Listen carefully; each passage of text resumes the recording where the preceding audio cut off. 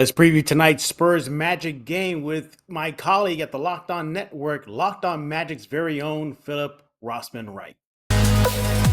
You are Locked On Spurs, your daily San Antonio Spurs podcast. Part of the Locked On Podcast Network, your team every day. Hey, this is Hot Rod. And I'm RC from the Cybertron Springs. And you're listening to Locked On Spurs with Jeff Garcia. Welcome back to Locked On Spurs. We're here on the Locked On NBA Network. I'm your host, Jeff Garcia, Spurs writer for Ken's 5 San Antonio. Glad to have y'all back. Hope everybody's having a great work week. Hump day, everybody. Almost there for the weekend. So just wanted to quickly introduce you to what's going to happen right now. We just did a crossover episode with Locked On Magic and Locked On Spurs. Phillip Rossman-Reich and myself, we discussed tonight's Spurs-Magic game and more. And he even gives a state of the union of what it means to go through a rebuild for Spurs fans with the Magic coming out of their rebuild. He talks to Spurs fans and lets them know, like, hey, Orlando just came out through it, what they went through, and you'll find there are eerily similar things that are going on with the Magic's rebuild that they just kind of coming out of and the Spurs' current rebuild. So, so that's coming up quickly right here on Locked On Spurs, and we're going to go over the Spurs-Magic game tonight later on the show. So sit back, relax, enjoy this crossover episode with Locked On Spurs and Locked On Magic. And we are joined now by a good friend of mine, good friend of the show, and a good friend of ours for the next couple weeks here with the Magic and Spurs taking care of their games here. We're joined by Jeff Garcia of Locked On Spurs. Jeff, how's it going, man? It's been a while. Yeah, it's been a while, man. It's going. It's kind of a rough season. Obviously the biggest highlight is Wemby, but outside of that, I just wish the Spurs would have been pretty much forthright to start the season, like media day, instead of saying, "Yay, we're about wins." Just simply say, "Hey, we're still in the rebuild. Give us a couple more years." But expectations were high, and it's been kind of a letdown. Yeah, I mean, it's been a while for Spurs to do something like this, like 96, 97, a while, probably. But fortunately, you guys did get the number one prize. And I think that's kind of where we need to start with this matchup because the Magic and the Spurs had the last two number one picks. Both players Paolo had a tremendous rookie season. Victor Wembanyama is having a fantastic rookie season. We're going to get our first good look at it at him as Magic fans if we haven't watched him on national TV already. I want to start here. What's been the biggest surprise about Victor Wembanyama as a rookie? I don't know if he's met the wild expectations that everyone had for him. He's been really good this year, though. Yeah, he has. And for me, my biggest surprise is how quick he learned. I really thought his learning curve will take maybe till about now. Like I thought maybe about now he would start propelling himself to be that number one generational, all that hype. But he took off pretty early. And it was a little bit of a slow start. Everybody knows that Chet was kind of leading the pack for the Rookie of the Year award for a good chunk of the start of the season. Now Wemby has overtaken that. So it's been a bit of a mix of everything from Wemby's adjustment, namely two different leagues. French league, they play like maybe 3 times a week. That's or maybe I don't know. I'm making this up 4 times a month or something like ridiculous. Once a week or something like that. Game or something. They practice a lot more in Europe. Yeah, exactly. And then now, playing almost every other day. And I think his adjustment has been pretty fine. I've been bracing for the rookie wall. Every rookie goes through it. I actually see him not going through that this season. I think he's just going to bust through that wall and, keep on projecting upward as he has. There's sometimes I have to remember that he's still a kid. Okay, he turned 20 years old, but you get to see both sides of everything. You get to see the professional, now 20-year-old on the court, just shattering records, leading the league in blocks, putting up 30+ point nights, 20+ point nights. And then you see the kid side, the young guy in him and his adjustment just coming to the United States. I'll give you all a good example. I was in the Spurs locker room and, Wemby already did his, the main press conference. So he's kind of, off limits, he's done, he's just going to wrap up and take off. He walks in, he's getting dressed and he hears myself and the rest of the writers talking about BS, just whatever, we're just killing time. And then, so Wemby's kind of like directly in front of me, like there's a writer and then his locker is right there, right in front of me. And all I see is Wemby doing this, like eavesdropping. He's like, what's going on? He's like, what's going on? So he's fixing his jacket and he's kind of looking at us. One of the writers then says, kind of brings him into the conversation. He asks him a question. Hey, what do you think about this and everything? And then just like any other kid who's just curious, he walks into our little group huddle chat and we start talking. And then he's like, we start asking him like, oh, what are some words that you haven't really learned about or knew existed until you came to the United States? He revealed that he never heard of the phrase low key before, ever. And then he taught us some French bad words. So there's that. That's always the joy. Yeah. But just to see those two sides of him, on the court, in front of the media, then when the cameras are off and not in front of the media, so to speak, how he's still a young guy, still figuring out his way, not just on the NBA stage, but on just living in a new country. So X's and O's wise, I think the shift from him going from whatever you want to play, literally, that's how it was to start the season. It was whatever you want to play, Wemby, go for it, to now being more positioned at the 5 spot. I think that has really boosted him. To this day, I don't know why. I mean, I do know why, but, I don't know why they just went with Sohan at point guard. And that was the most frustrating moment.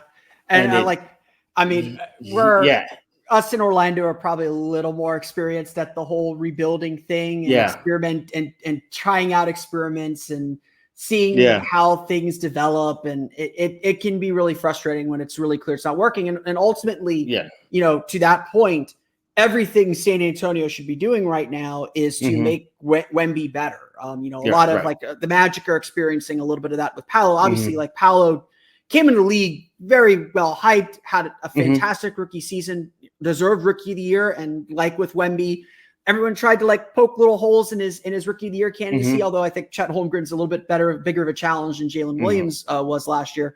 But I think what we're seeing with a lot of these rookies is, and I think Paolo was this way last year too, was just the amount of maturity they have on the court. These guys have been, Wembanyama's obviously been in a professional program for years now. Since he was discovered, essentially, he was probably playing in a professional program. A lot of the American players too, I think, are in these quasi-professional programs or getting professional training from very, very young ages. And so we're seeing, I think, a lot of these elite players enter the league and not necessarily look like rookies. Like I know with the Magic, Paolo's first 5 or 6 games, he scored 20 points. And it was like, oh, it shouldn't be this easy for a player even of Paolo's caliber to impact the game this quickly. And, we're sitting here, it's Tuesday afternoon is recording this. It'll be Wednesday when you listen to this, probably a day before Paolo Banchero was named to his first All-Star team. And it looks that way. And it's, to your point, I think a lot of what we saw from Paolo last year was, they kind of just threw him out on the court early in the season, said, go do your thing. We'll figure out how to fit everything around it. Maybe the Magic were, but because of injuries, probably also had to do some weird experiments with point guards, including putting Paolo at point guard for occasion. But I think ultimately a lot of those experiments to end up being good, being able to move Paolo to the point, like you'll see on Wednesday night, Paolo Banchero is going to bring the ball up a lot. He's going to, play point guard in some respects and being a main initiator.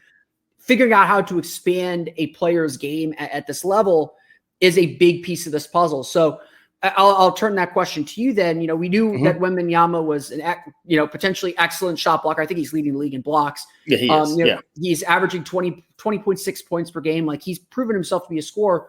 What's something about his game that's been expanded this year or maybe surprised you? Surprised me kind of. Well, let me rephrase this. I really thought that the few negatives that he has is his turnovers. He turns the ball over quite a bit. And I thought he would kind of figure that out now. Just recently, he caught the ball up like 4 times in a game. And he's aware of this. He's very aware of this. He was asked during the post game versus the Wizards a couple of days ago about that. and he's accepted it. And I think I'm surprised that, as much as we see him excel on the stat sheet, but a bigger dive into it reveals that there's still issues for him to fix on. For example, the turnovers, versus the Wizards, he was the worst Spur. He was the -12 in the plus-minus column. So there's still things that he still needs to figure out. Also, too, I think what's also surprising me is just how much the team is still adapting to him. You would think it would be easy, hey, there is a 7'4", generational player on my team. Let's give it to him.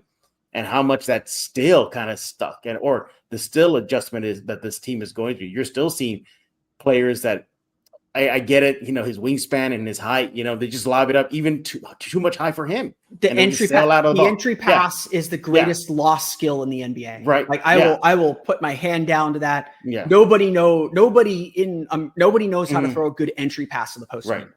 So the adjustment of him and his teammates, and then vice versa, that's still going on.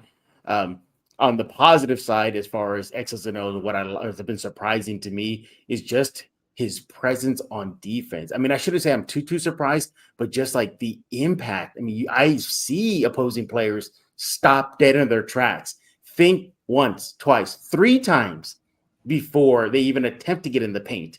You'll see them hauling butt down the lane, and then there's Wemby, and then you see them slow down, and they just stop. With the dead in their tracks. And also, too, just the competitive spirit. That's been kind of like the biggest thing that's bringing a smile to my face so far. He had his chief rival, Holmgren, recently in a national game, and he wanted a piece of him. I never thought I'd see because Wemby comes off as this humble, very soft-spoken player, especially in the media room. But he wanted a piece of Chet. He dunked on Chet and stared at him, and when there was a moment where Wemby exited the game to take a breather and Chet came into the game, and then Wemby's dead in his track, turned around and asked Pop if he can come back in, and go back in. And then the ref said no. And then the frustration that he couldn't get back out there. So there is that. Don't let that soft-spoken, quiet, speak up, Wemby, kind of thing, throw you off, because this kid has that passion and to be the best at everything, including media. He said that he start the season that he wants to be better in every aspect of his pro career. So just how much leaps and bounds he's taken. I spoke to a couple of NBA scouts recently, and they all agree that this is the biggest surprise for them, even them, that just how quick he picked it up. There's still adjustment to the physicality of it. He's getting better at it. Embiid just busted him up. We all know what happened in that game. And, Giannis, same thing too. But, hey, Wemby gives it back. He took Giannis to the rim, blocked him in a key play, helped beat the Bucks. So there's still some fine-tuning, but my goodness, Phil. And imagine this too. He's doing all this on a minutes restriction. He's on a minutes restriction. Now it's up to 30 now. He hasn't been unleashed yet. And that's what's scary. Yeah. And I reminded everyone about this with Paolo last year, because I think a lot of what you said about Wemby, and obviously like Wemby as a prospect is, Paolo is a high level, Wemby's another level. I'm not going to sit here and pretend that the Magic weren't wishing that they were in the Wemby draft either, as good as Paolo has been. But I would say a lot of the same for Paolo. Like Paolo is a very quiet guy naturally, but you can see that competitive streak come up. And I'm sure both Victor and Paolo are very much looking forward to this first matchup on Wednesday. They'll meet again next Thursday as well in Orlando. I'm sure they're both looking forward to this matchup and being able to size each other up. Obviously, Wemby and Chet have a little bit of a history from some of the U18 or U16 teams, international play that Paolo is not a part of. But it's going to be a fun matchup. And again, I think, very different prospects, obviously, but I think there's a lot of parallels with how they've approached and grown in their rookie seasons. We're going to get to some of the details and keys to that game on Wednesday, and as these two teams meet up here in the next 2 weeks. But we got to take a stop on our trade deadline tour. We're going to talk about whether the Magic and Spurs could maybe get a deal done. There's perhaps at least one guy I think Magic fans might be interested in. We'll talk about that coming up here in just a moment. But first, it's time for a quick word from our friends over at eBay Motors. Our partners at eBay Motors have teamed up with Locked On Fantasy Basketball host Josh Lloyd to bring you some of the best fantasy picks each week, all season long. Whether you're prepping for a daily draft or scouting the waiver wire, every week we're going to provide you players that are guaranteed to fit on your roster. So let's see who Josh has picked out for us on this week's eBay Guaranteed Fit Fantasy Picks of the Week. Of Josh's list, I'm going to go with Patrick Williams of the Chicago Bulls. I know Magic fans are watching Bulls games very carefully right now. Magic are just 2 games ahead of the Bulls for 8th in the Eastern Conference. Big game next Saturday, by the way, when the Bulls come to town. With Zach LaVine out, Williams is getting minutes and a usage bump, enough to be put into consideration for fantasy leagues. Jeff, I'm curious, do you have a Spurs fantasy pick this week for people playing daily fantasy, perhaps? Gee, I wonder who I would pick. I wonder who I would pick. I actually go with Wemby. He gives you a little bit of everything across the board on defense, on offense. You want blocks? Well, he leads the league in blocks. He needs points. He'll give you points at that center spot. Need some steals? He's giving you about 1 or 2 a game. So, yeah, he is complete player. If you're on that fantasy wire, you want to grab him. If some doofus let him go and it's not on his, you want to go pick him up ASAP. Josh always says don't draft rookies. Well, I think Josh might make I think he drafted Wemby. Yeah.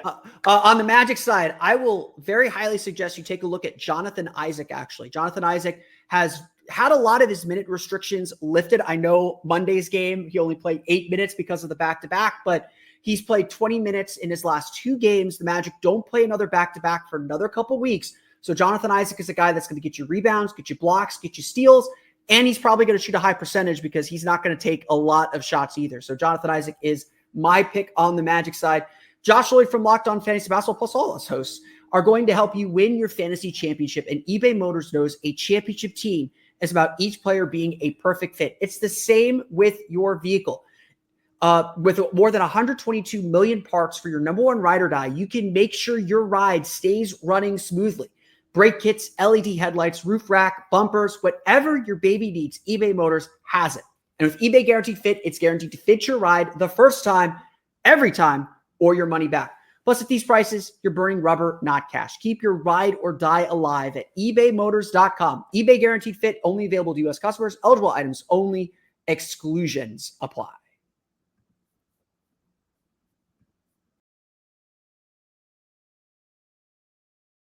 All right, Jeff, I want to thank, by the way, everyone who's listening on Locked On Magic and Locked On Spurs for listening, making us your first listen every day. After us, be sure to check out the Locked On Sports Today 24/7 streaming channel. You can get all the latest from around the sports world from local experts like Jeff and myself and our national shows too. Check it out today, the first ever 24/7 sports streaming channel on YouTube, Locked On Sports Today. Jeff, we're obviously in that wonderful time of the year that everybody hates. We are a little bit more than a week away from the trade deadline. The Magic and Spurs actually playing each other on deadline day, February 8th at the Kia Center. I want to start here because there's been at least a few ideas being floated around involving the Magic and roping in the Spurs. There's one that I had heard pitched about that you kind of shot down, but we'll get to that. There's been one that ESPN's been promoting as feels like a small move, but one that's, I think, been something that the Magic have been attached to for a few years. But I want to start here. What is the Spurs posture entering this trade deadline? They're still a very young group. They're still kind of figuring out the pieces and the young players that they have. What are the Spurs looking to accomplish as the deadline approaches? I think this is a slow burn for the Spurs. I don't think they're going to make any major deal at the trade deadline. So that would rock the roster.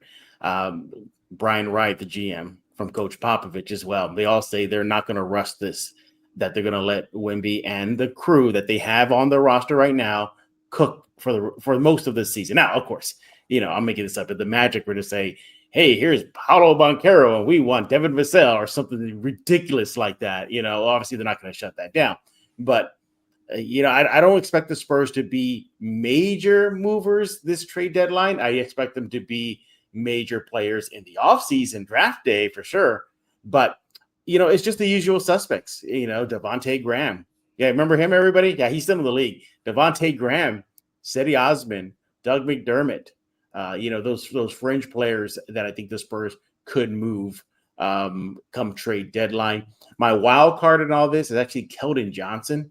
I think he would be a good piece for the Spurs to dangle. This is a Spurs roster that I don't think anybody outside of Wemby is completely off limits. I don't think so. You got those that are close to it, Keldon, Devin, but I don't think anybody's like, oh my God, no, we're gonna hang up the phone. You're asking for Keldon Johnson? No way. Goodbye, Magic GM. Nothing like that. I think they'll listen to it. But I expect them to be heavy players in the offseason, not at the trade deadline, minus these fringe veteran players. Yeah, and the player that I was referencing, you mentioned him there, Doug McDermott. I've seen ESPN pitch a couple of trade ideas, essentially just swapping salaries. Doug McDermott, he's in the last year of his deal. He's making $13.75 million, $13.8 million. Swapping him for Gary Harris. Gary Harris has been in and out of the lineup for the Orlando Magic. He makes about the same amount. Gary Harris, let me pull up my stat here. Gary Harris is at 13 even. So that's enough to make a deal happen. So there's I'm big at the trade deadline. Right. Like you talk about frameworks of deals. You talk about, okay, here is something that can work. Maybe there's some details that need to be filled in. Maybe the Magic have to throw a second round pick because Gary Harris is injured all the time, or, that's not, Gary Harris, also an expiring contract, is not really what the Spurs are looking for. The Magic just may say, hey, we need another shooter for our playoff push. Let's trade Harris. And I think they have a top 55 protected second. Probably, maybe that does it. Maybe that doesn't. I don't know. But the framework for a deal is there. And obviously McDermott, fantastic shooter, a guy that would fit a very real need for the Magic, a guy with good size, definitely a player in the team's wheelhouse on that front. Again, you mentioned maybe Keldon Johnson. I doubt Devin Vassell is on the table. Guy on his rookie contract is super valuable. I'm sure the Magic would love to get him, but they're probably not willing to give up enough to pry him free. Like it'll take like an Atlanta Hawks deal for DeJounte Murray for that. Okay, they're not doing that quite yet. That. Yeah, I mean they might do that for DeJounte, but but they're not doing. I don't think they'd do that for Vassell at this point. So with that being said, then if the Spurs were to move, what kind of assets are they looking back for? What are, you mentioned that they're probably going to look closer to the draft. Does that mean that they're looking for draft picks in return rather than players? No. What are their goals for the short term? I think they just got to stop amassing draft picks. They got too many right now. They got to start using them very, very soon. But I think they already showed their hand already. Not their hand, but let's just rephrase that. Reports are saying that the Spurs were looking for DeJounte Murray. Now, I know it's DeJounte Murray, a former Spur. I get all that. But to me, I read more than that. I just know, hey, you're recognizing an issue with your roster, and that is thin at the point guard spot. And look, I am a huge Trey Jones fan. I think he's severely underrated in the league. But he lacks the size. He lacks the shooting. He's a great floor general, great assist guy. He can score in the paint. It's just his shot is a little inconsistent. He doesn't have really a three shot, and he's on the shorter end for NBA standards. So I think they're already revealed, if these reports were true about them chasing DeJounte, that they need a big point guard. So I think that's at the top of their to-do list, whether it's the trade deadline or the draft off season. And after that, I think it's just they got to bring in veterans. I'm not the only one who's saying this. There's a guy whose jersey retired at the Frost Center, Sean Elliott. He went on local San Antonio radio, San Antonio Sports Star, and flat out just kind of called out the Spurs for saying, like, hey, maybe your rebuild wasn't the right way. He said, when I came in, and me and David came in as rookie, Robinson, because we had Terry Cummings, we had Caldwell Jones, we had Mo Cheeks, we had all these veterans. And then that pushed us. Now, granted, different time, different era. I get all that. But I think they got to bring in an infusion of good veteran players that have been there. I'm not talking about the end of their career. Guys who can contribute. Guys that can help immediately and that can be present in the locker room and on the court. Sometimes I think this Spurs team, I think they are, because Popovich and Wemby said it recently. This team is still immature. They had no business losing to that game versus the Wizards. None. And Pop blasting for their immaturity because, they were lollygagging. They're in that fourth quarter like, we're winning. Woo, look at this. I'll say, they're like, oh, wait, we lost. Let me speak from experience on this, seeing that since the Magic have been rebuilding for 10 years. That is absolutely a huge factor. Getting, even though the mistake that a lot of rebuilding teams make. So Spurs fans, listen up. The mistake that a lot of rebuilding teams make, and that includes the Magic at various points in their rebuild, is not having quality veterans who are invested in the journey. Veterans check out easily. Love Channing Frye to death. Loved his year in Orlando. He sniffed out how unserious the franchise was for winning and checked out. And he'll admit that. I don't think I'm saying anything crazy there. I think he admits that publicly. And I love Channing. Channing was great to talk to. He kept things real. I think players respected him, but he didn't buy into the coach. And obviously the coach then was Jacques Vaughn, who was in a little bit over his head. He's done better in Brooklyn. Obviously, San Antonio is very familiar with Jacques. But having veterans in that locker room that keeps everyone on task, keeps everyone invested in the bigger picture, does indeed help you steal a few wins here or there, calm the team down. That stuff is really, really valuable. And honestly, yes, the Magic are hovering at 500. They're in the play-in chase right now. This is the Magic right now are the third youngest roster in the league, I believe. Behind Spurs and the Thunder. And the Thunder, when I watch the Magic, a lot of the problems that I see for them are the exact same problems. They're a young team figuring out how to win, and they might have a lot more. They have a lot more things figured out right now than the Spurs do. The records, the Archer record says you are. But they need a veteran point guard to calm them down. They'll have these stretches where they're kind of running back and forth. They're not super organized. They can't they can't quite diagnose what's in front of them defensively. And that's when they get into a lot of trouble. Go ahead. Oh no, I was like, to your point, the perfect example is that Washington lost for the Spurs. If an established NBA veteran, I don't care what position it was, forward, point guard, off guard, whatever, was there. I'm like, I think he would have reeled him in and be like, what are we doing here? This game ain't even close to being over yet. And I think that's where you see the Spurs youth shine, in a bad way. Popovich talked about it too. It's part of the growing pains. Like it's not necessarily a bad thing, but it's part of the process. Well, here's the thing. We had a recent episode of Locked On Spurs, and we talked about the Magic because we were trying to say, okay, where the Spurs are in their rebuild. Let's face it, that's what they are. They got Wemby. Does not mean they're out of the woods yet at all. No, the record. They got a big. The door is wide open. I mean, I tell Magic fans this all the time, and when I talk about the Magic's rebuild process, getting Paolo Banchero. As good as Franz Wagner is, and he's very good, getting Paolo Banchero made everything make sense. Everything makes sense for this team right now. Right. And so for the Spurs fans, I think they come to the realization that, this rebuild is not over. And guess what? It's probably not going to be over, not even after next season. It's going to take a while. But we talked about the Magic, and we're saying, okay, well, what would be a good, copy, a good path to take? A Thunder path? Well, the Thunder, okay, fine. Maybe back then they did not know trading for Shai Gilgeous was going to turn into MVP Shai Gilgeous, but still they made a major move. Then you have the Kings, built through the draft, a trade here, a trade there, and now look at them. It's the Sabonis trade with Indiana. And we talked about the Magic. And I bring up the Magic is because I think Wagner earlier this season, post-game, talked about how this team, your Magic, we've been going through this rebuild for 2 to 3 years, and now they finally, well, in his eyes too, well, because he's, I guess, Mo Wagner, Mo Wagner brought that up, and say, now look at this, and I thought that was a perfect way to look at the Spurs situation. Look how long it took the Magic 2 to 3 seasons for them to kind of sort of already coming out of their rebuild. The Spurs are just starting.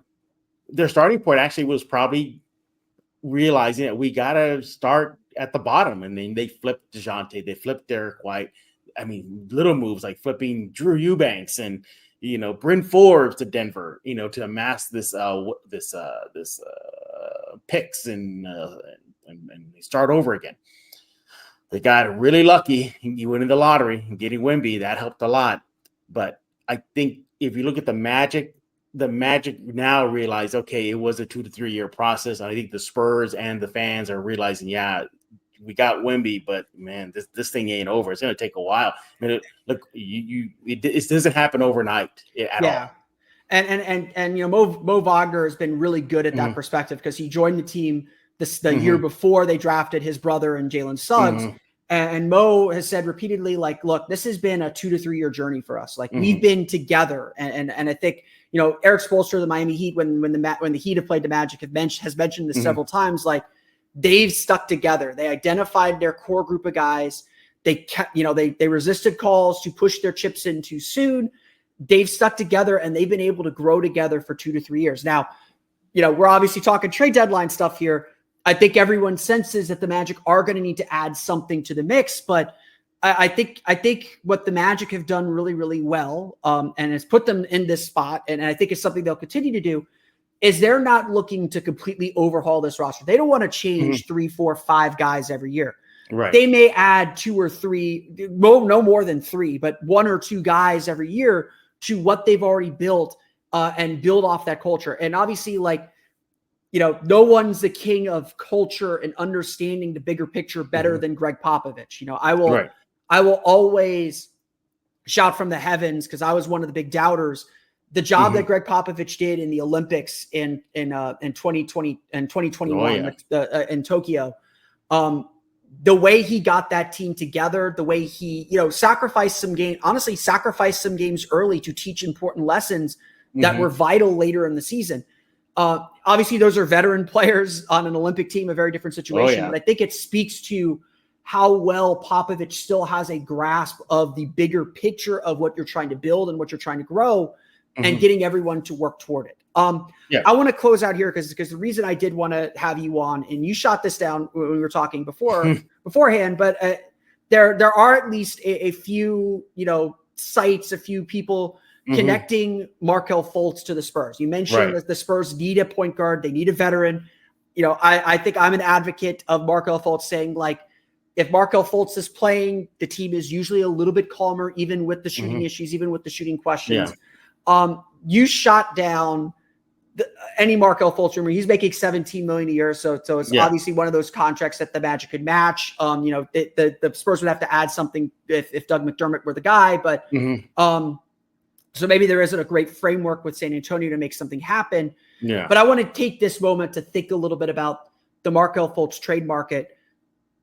Why wouldn't Markelle Fultz be a good fit for the Spurs? I think especially the position he plays, the Spurs need that perimeter threat, and he does not have that. You're basically getting Trey Jones all over again, just a bigger Trey Jones. And that's it. I think if you're going to go that route, we'll just stick with Trey Jones. At least he's familiar with the system. He's been there, done that with going to year 3 now with the Spurs. No, I think this is and I take it back. I've heard like maybe seasons ago rumblings of Fultz and the Spurs, but from my point of view, that's really stopped. I really haven't heard anything else since about 2-3 years ago. Honestly, like it feels like professional dot connecting. Like everyone saw the struggle that Jeremy Sochan had playing the point guard, the need for a point guard. Fultz gives him some size.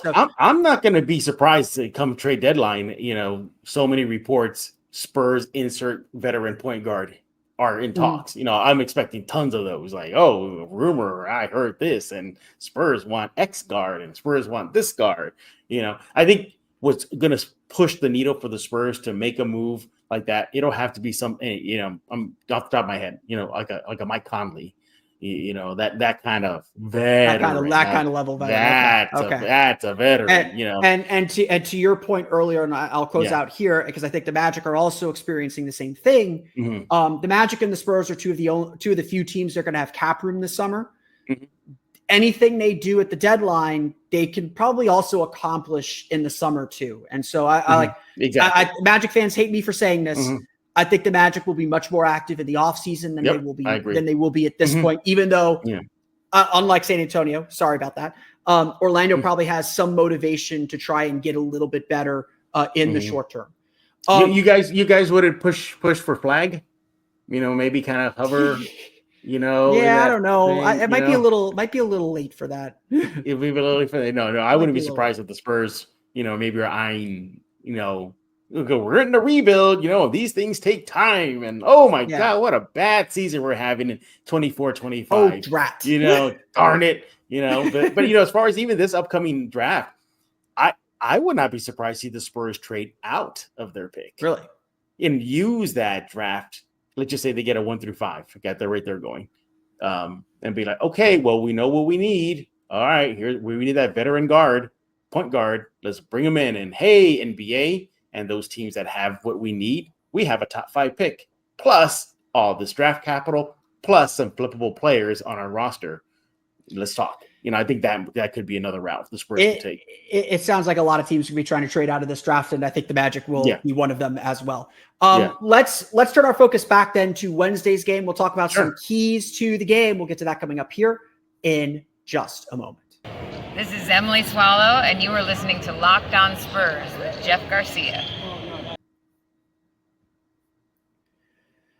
But first, it's time for a quick word for our friends over at LinkedIn Jobs. At the start of the new year, every small business owner is asking themselves the same question. What's the one move I can make that will take my business to the next level in 2024? LinkedIn Jobs knows that your success all depends on the team you surround yourself with. That's why LinkedIn Jobs has created the tools to help find the right professionals for your team faster and for free. LinkedIn isn't just another job board. LinkedIn is a vast network of more than 8 billion, that's billion with a B, professionals, which makes it the best place to hire. Hiring is easy when you have that many quality candidates. So easy, in fact, that 86% of small businesses get a qualified candidate within 24 hours. It's why small businesses rate LinkedIn Jobs #1 in delivering quality hires versus leading competitors. LinkedIn also knows that small businesses are wearing so many hats and might not have the time or resources to hire. Thankfully, with LinkedIn, the process is intuitive, quick, and easy. Post your job for free at linkedin.com/LockedOnNBA. That's linkedin.com/LockedOnNBA to post your job for free.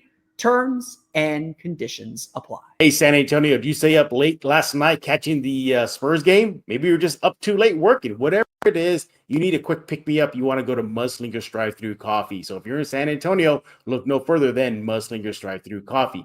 Mudslingers is locally owned an independent coffee shop, and, well, they're just proud to make delicious coffee for you, for me, for everybody in San Antonio, the entire community. They do it fast, friendly, so you get on with your day. So if you need a latte, you need a cold brew, or a Red Bull-infused Lightning Bolt series, well, they have a drink for every single taste in the Alamo City. They have a wide selection of dairy alternatives, low-calorie options, caffeine-free drinks for those who just want to take it easy. They got mini donuts, too. You really got to check out their menu. It is vast. It is huge. There are so many treats on that menu.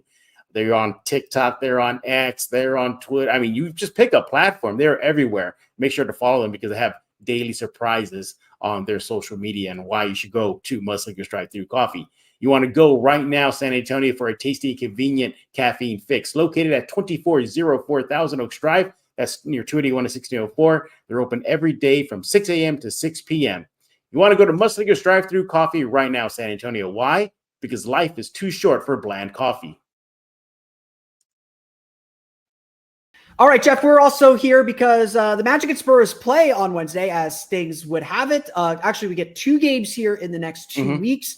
So we're going to see a lot of each other, and then we won't see each other for a whole year. That's at least until the NBA Finals. And so I'll miss you, Phil. I'll miss you too, Jeff. But what to you is the big, the Spurs are playing better right now. I know everyone's going to look at their record, but they've strung together a few wins. Yes, their loss on I believe Monday to the Wizards was disappointing. Yeesh, was disappointing. Don't remind me. We all have them. We had a bad loss too on Monday. But what's been different about the Spurs, and what's been the big key to finding a little bit of success right now? I think just a roster shift. Moving Wemby to the center spot, bringing in Trey Jones as your starting point guard, taking Sohan back to his natural position, that's forward, swing guy player, moving Zach Collins to the bench. That's really helped the Spurs team find not only just another level collectively, but also for Wemby as well. Then there's Wemby, the Wemby effect on the court. He's really catapulted of late, just putting up monster numbers. I know Joel Embiid had himself a game when the Spurs played the Sixers, but if you look at what Wemby did, he's doing that to everybody. But you look at what Wemby did against Embiid. Sure, it wasn't a 70-pointer, but he had 30+ points and several blocks and rebounds. Other thing too is I think they're keeping turnovers low. That's a really big key. I actually wrote about it. I spoke to a couple of the players about how one other trend is the turnovers are kind of declining in a good way. I mean, they had a game where they only had 5 turnovers for a game, one just for 8. So that has been a really, really big improvement. So they're very valuing the ball. They like to share the ball a lot too. I think they have to, because outside of Wemby, there is no dominant 1-2 punch for this team. So, overall, I think they're playing closer to 48 minutes as well. There was a time, Phil, where you could say, yay, the Spurs are up 12 at half.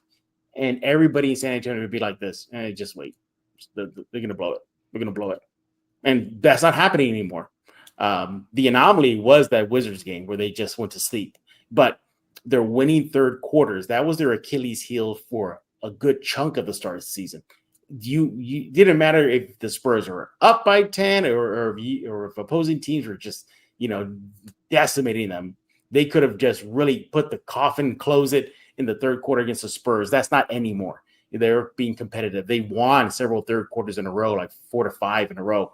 So overall, they're starting to get it a little bit more. Yes, they fall into their youth. We saw against the Washington, but you're seeing a little bit more complete play. I want to say 48 minutes of play, maybe closer to 40. We're there. So the baby steps, Phil. This team is making baby steps because they are babies of the NBA. Everyone who's listened to Locked On Magic knows that when the Magic were rebuilding, I would always say, this team is capable of playing 40 good minutes. But those 8 minutes, that's the difference. That's the difference between the men of the NBA and the boys of college. Like that, those 8 minutes are everything. And the Magic are going through some of their growing pains too. They're just starting to get healthy. The Magic's injury report at least is out since we recorded this. Jonathan Isaac, Markelle Fultz, both slated to be available. They've been kind of holding them on back-to-backs. We've seen how good this team can be when everybody is healthy. And now it's just been about getting everyone back in rhythm. And you mentioned the turnovers. I think that's a big factor both ways in this game because go for it. I was saying, right now the Spurs are at least through the month of January so far. They're averaging 12 turnovers a game. That's their lowest. That's pretty good per month this season. So that's really, really good. That's pretty good. And you're seeing that progression from the Spurs. So for example, in October, opening month, they're averaging about close to 19 a game. You look at November, it drops down to 15. You look at December, it dropped down to 13, and now we're at 12. So you're seeing that's good progression.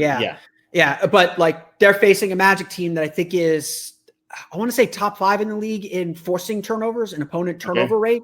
That'll be definitely something to watch for tonight. Yeah, it's going to be something to watch for sure. But the Magic are also young, and they have a penchant for committing a lot of turnovers. And the big thing that I'm watching in this game from the Magic perspective is we know Orlando's offense is not very good.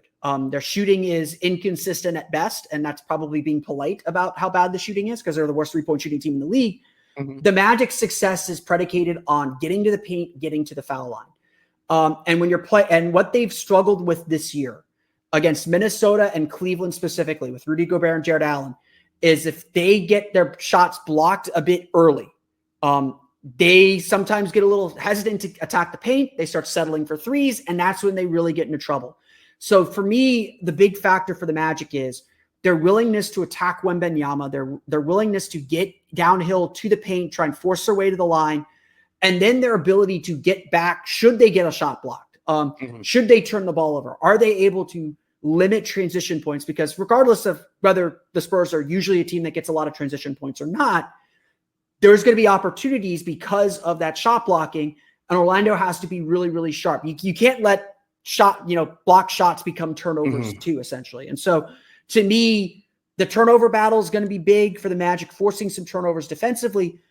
The battle for the paint, I think, is what's really going to decide this game. Obviously The matchup that I'm most looking forward to seeing is Jonathan Isaac against Victor Wembanyama, because they're kind of the Spider-Man meme in a lot of ways. But we don't know if Isaac's going to start again after he started Monday night. That was really promising, but with Markelle Fultz back, maybe Fultz is back in the lineup. I would not be surprised if we see a lot of that matchup and we see if Isaac can be the one that gives Wembanyama some problems. But again, like Wembanyama makes everyone look small. He's going to make Isaac look a little tiny too. It does. Yeah. Oh, did you see Embiid try to size himself up to Wemby? Yeah. So Kelly Oubre did that. Embiid kind of double. Like try to. I mean, that I was telling people this about Paolo, and obviously Wembanyama is like much bigger, but like you don't realize how big Paolo is until you see him in person too. Mm-hmm. Like you get 6'10", 215, you conceptualize, oh, that's a big dude. And then you see him as like, oh, he's much bigger than I thought. Like, obviously, I'm really excited to see the Spurs next Thursday when they come to Kia Center, when they come to Orlando, just to get my first like look at him. But I remember watching his tape in France and being like, well, this guy is unbelievably unreal. You're gonna be surprised just how thin he is. Yeah, they all start thin. That's what happens. They're all unless you're Kevin Durant. Unless you're Kevin Durant, who just stayed skinny. I mean, he stayed skinny, but he's built now. Like compare him to where he was as a rookie in Seattle. It's just like that they're not the same person. Like interesting enough, Wemby did reveal that he is starting more weightlifting. That was kind of a big no-no for him. I mean, he was doing all that flexibility training, like the way he rolled his ankle like he did. He's like popped back up. It's just like, good God, man. Yeah, that's where that came in. But he's starting to do a lot more weight training. One little thing, too, I want to keep an eye on for tonight as well is for the San Antonio side is their offensive rebounding. That's starting to trend upwards now. Last month, about 9.6 per game. This month, so far, 11. So that could just be Wemby being Wemby, but they're getting those second chance opportunities. And right now they're getting close to 11 per game right now, which is pretty good. When you look at these stats, Phil, sometimes it's just a little baffling. Like on paper, this team should not just have 10 wins on the season. No, you would think that, hey, we're just bringing the same team we had for last season, bringing them back. So look at all that chemistry, look at all the familiarity, look at all the lumps and the bumps that they took during a bad season. They're going to really want to shake out of that and just inserting Wemby, and away we go. And it hasn't been that way. NBA season's long. They're finding their groove right now. Like, I know Magic fans have been looking for like a spot to breathe in the schedule. And the Magic, I think, by the numbers, still have the easiest schedule remaining in the league. That might change. That might change after Wednesday. That we may no longer be able to say that stat. But like this is not a Spurs team to overlook. They don't have a lot of wins, but they have talent. Like Devin Vassell's killed the Magic before. Keldon Johnson's very, very good. Doug McDermott's killed the Magic. They have some weapons. They have some guys, and they have Wembanyama, who's very, very, very, very good for whatever minutes he plays. This is not a team you can sleepwalk against, and they're starting to figure things out and playing a whole lot better right now. And so, Phil, I'm glad you're doing this crossover with me, and thank you for setting this up. But I would ask you now if you could address the Spurs fans to tell them exactly, that it's bad right now. Basically, we're going to pull Harvey Dent right now. Yeah, we're speaking to the public. We're Harvey Dent. He goes, the dawn will rise. The night is always darkest before the dawn. Yes. So what would you tell the Spurs fans right now that are just? I mean, the Spurs fans are going through it right now, Phil. They cannot stand this. Yeah, and look, rebuilding sucks. Like the Magic have been bad. The Magic are doing a bunch of things this year that they haven't done since Dwight Howard left in 2012. Like we're doing things we haven't done in a decade. Rebuilding sucks. And the unfortunate thing about rebuilding is you don't have a guarantee that you're going to come out to the other side. I think the Magic, when they traded Dwight Howard, they figured we're going to win the lottery in the next 2 to 3 years and everything's going to be set up. Well, it turned out they got the number 2 pick and drafted Victor Oladipo, which was a fine pick, but not a strong draft. Giannis went 15, obviously. Gobert went 27. They got the number 4 pick just after Andrew Wiggins, Jabari Parker, and Joel Embiid. They missed out on Kristaps Porzingis by a year. Rebuilding sucks, and it can be really, really challenging. But if there's one thing the Spurs have going for them, is they won the lottery already. The The NBA is about stars. Spurs fans should know that as much as anyone else. Mm-hmm. You need your top guy in place. And so when you're looking at the season and you're looking at the next maybe season or two, everything has to be about how do we make Victor Wembanyama's life easier? How do we grow him and develop him into the player we want him to be and that he can be? Everything has to be about that development first. At this stage, nothing else matters. Like you said, like the Spurs should be willing to listen and pick up the phone on anyone on their roster, but it's all about Victor Wembanyama. And as long as he's growing and maturing in the right direction, and the Spurs have an understanding of what they need to add around him, and they have great coaching, which, Greg Popovich is obviously a fantastic coach. As long as they have the long-term vision of what they're going to be in place, their rebuild isn't going to last long because they've got the foundation piece in. They've got the pillar in. Like the Magic, if the Magic didn't win the lottery, if they took Jabari Smith over Paolo Banchero, we're not sitting where we are today. Right. With a very bright future and a clear understanding of what comes next in their development. A player like Paolo, a player like Wembanyama, just like a player like Dwight or Shaq or David Robinson or Tim Duncan, just makes everything clearer. So yes, things look bleak today, but treasure the small victories, treasure the progress, like you were just saying, and understand that if the team and that organization does the right things, and they're the Spurs, they're going to do the right things. They're going to do the right thing. Yeah. As long as they do the right things to surround Wembanyama and set him up for success, the Spurs are going to be back where they always belong, where they always are, very, very soon. It sucks right now. Yeah, it sucks. Right, it's terrible. I've been through it, 2 rebuilds already with this franchise, so this is old hat for me. But a lot of these younger kids, they grew up in the decade of the big three. Those poor 7-year-olds who've never seen the New York Yankees win a championship.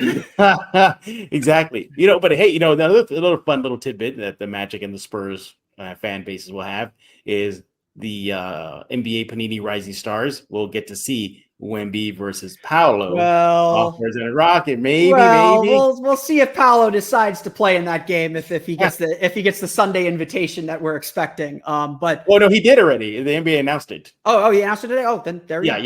There it is. The NBA we'll see if he plays if he gets the Sunday invitation that we're expecting. Oh, you want that invitation? Oh no, Thursday. Paolo's going to be in the All-Star game. No, he is. I'm just saying, do you really think that he would not give the Magic fans a little bit more fun?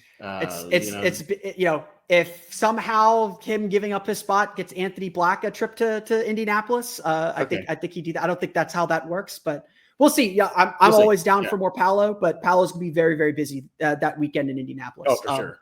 As I'm sure Wemby will be too, because he's going to be a future player. Yeah. Wemby's doing the skills competition, I want to say. Yep. Yeah. Yep. So he's going to be very busy. He's not practicing for it at all. Yeah, that's the way to do it, actually, because practicing actually makes you overthink it and do worse. Jeff, I want to thank you for joining me today to chat a little bit about our 2 teams, where they're at, and what their future might hold. I'm sure you'll sign up, but for my listeners, where can they find your work? Oh, for sure. Yeah. I'm actually the Spurs beat writer for Ken's 5 San Antonio. That is the locals TV station out in San Antonio.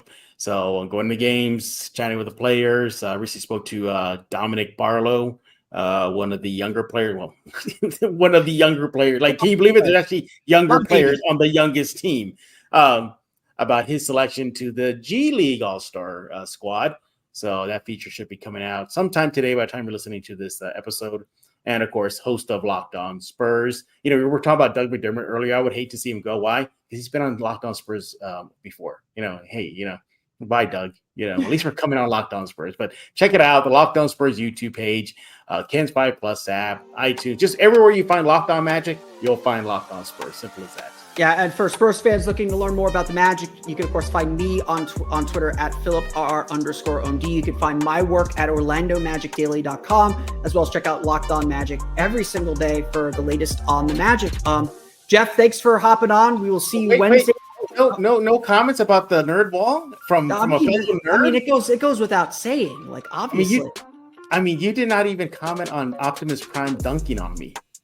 I didn't see that. I didn't see that one. I got the little narrow window. Oh yeah, there you go. How about that? Little air prime there. Look at that, Air Prime dunking on me. I think anybody would be honored to have Prime dunk. Oh, absolutely. Right? Absolutely. I mean, like, yes. If Optimus Prime is dunking on you, you probably deserve it. Absolutely. Jeff, we'll see you Wednesday night as the Magic take on the Spurs. We'll see you next Thursday when the Magic take on the Spurs again in Orlando. And as always, see you in the NBA Finals as well.